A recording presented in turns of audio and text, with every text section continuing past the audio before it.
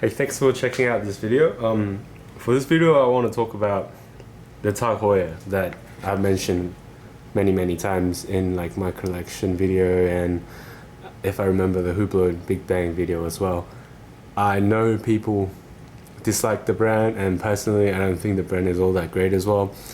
It's a good entry level brand, but for the price they are more of I would say a fashion watch brand. But however, this TAG Heuer to me is special, and there's various reasons, but first of all it's McLaren, and I love sports cars, so McLaren is a big plus. But I mean, that's marketing, so I can understand why people might dislike that. But another thing is this, if the camera can focus, please. Okay, so this is an annual calendar flyback chronograph. So you can see that there's an annual calendar in the center, there's a date, there's a month, and there's a standard flyback chronograph that I'll show you right now. So works like a chronograph. I press this button, flies back straight to 0 and restarts again. So there's a flyback chronograph. It's a very solid flyback chronograph. I check out the movement, and it is based on an ETA. Yes, it's based on an ETA movement with a module on top. With a, sorry if I pronounce this wrong, with a de Praz movement 4900. And the other thing that I would like to mention is you might have seen this layout from some other watches, and you might want to check out Richard Mille RM011. And I haven't had a confirmation yet. I do know that RM011 uses a module from the same brand, but I'm not too sure if it's the exact same module. But from the layout, it looks like the exact same module, because you can see that the RM011 also have the date window there with 2 date discs and the month window down there, which the TAG Heuer one has as well. And it's a flyback chronograph and feel pretty close. The chronograph pusher and the flyback function feels pretty similar. I checked this out in the Singapore boutique in Marina Bay Sands, and this is a watch that, yes, for TAG Heuer it's amazingly expensive. It costs $12,000. Wait, was it 12,000? Yeah, if I remember correctly, I paid 12,000 Australian dollars for it. But RM011, it costs, let's say, $120,000. And people aren't complaining about that watch. I have no idea why, but I used to be a big fan of Richard Mille until I felt one myself. I was interested in an RM011 and an RM005, I remember, but I pretty much stopped looking at Richard Mille after actually checking the watch out, because I'm just not a big fan. But I mean, no offense to Richard Mille fans, I suppose they are a great watch. Maybe I'm just not seeing what's so good about them. Well, opinions, that's just my personal opinions. But this watch, highly likely to share the same module that the Richard Mille used. It's based on an ETA, which Richard Mille is based on some AP related movement, if I am correct. Do comment if you know what module they actually use. But if I remember, they used since Richard Mille is partnered, well, not partnered, but financed by AP, I wouldn't be surprised if it uses AP movement. But you can tell this is a ETA movement. You can see from back, that layout, yeah, pretty much screams ETA.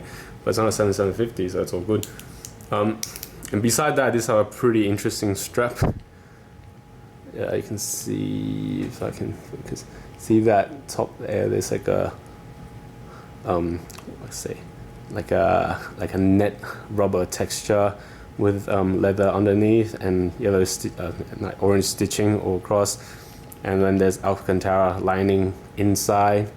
There's some dirts there, but yeah, there's Alcantara lining inside. The strap's pretty solid, and the whole watch is made with grade 5 titanium. Just another thing to clear up is grade 5 titanium doesn't mean that it's worse than grade 2 titanium, which most titanium watches are made of. It just means that grade 5 titanium have more titanium in it. That's why grade 5 titanium looks more grayish, while grade 2 titanium looks more like aluminium. They have a silver finish to it. And this entire watch is sandblasted, of course, sapphire crystal. It's double-sided sapphire coated, so it's very well done. There's another layer of sapphire crystal inside, so you can see the date disc and whatnot going on inside. The numbering on the dial is taken from the McLaren MP4-12C's dashboard, which for McLaren fan, it's pretty cool. And I know that when they released this watch, it was meant to be sold with the McLaren MP4-12C, but it turns out that TAG Heuer and McLaren didn't work this out too well, so most of the people that ordered the MP4-12C was not offered this watch, and in the end they end up with like a lot of leftover stock, so they start selling them in TAG Heuer boutique as well, instead of just selling them from McLaren. And if I remember last time I checked, they still have a lot for sale because no one wants this watch, and the value for this watch is absolutely horrible right now. It just keeps on dropping. I know I bought it for 12,000, and have to admit, this is the only watch, I believe, the only watch I've bought so far that lost value. So I will probably never sell this watch because I don't want to realize those loss, but that's for another topic to discuss. But that's about it. In my honest opinion, this is a great watch. Yes, it's a TAG Heuer. That's probably the only downside, but another plus I'd like to mention is actually, if you look at the dial, please focus, the only TAG Heuer on this entire watch is down there, covered by the second hand. It's like there, just above the MP4-12C, and everything else it says McLaren. So you can't really see a TAG Heuer to begin with anyway. And if brand matters that much, then I would really just suggest maybe stick with a, let's say, a Rolex Submariner around the same price, or you can even go with a more fancy Panerai. That's a Retropant, and even a Patecos or not. If you really want something that people would recognize and approve of, I mean, Panerai, Rolex, pretty good brand, especially Panerai nowadays stepping up the game. Rolex just always been on the top. And that's about it for this video, I suppose. It's just a quick, more like a rant about this watch. I know people complain about them. I just want to explain why I like it so much and why it doesn't feel special to me. I mean, it doesn't justify the price though, it's still horrible. And I believe there is cheaper watches with the same module from Oris or something, and they cost like what, $2,000-$3,000, and that means I've lost probably maybe $6,000. But yeah, I mean, if the Richard Mille can charge 120,000, why can't TAG Heuer charge 12,000? All right, that's the end of the video, and thank you for watching, I suppose. And check the channel for more watches related video, even though I don't have that many so far yet. But yeah, thanks.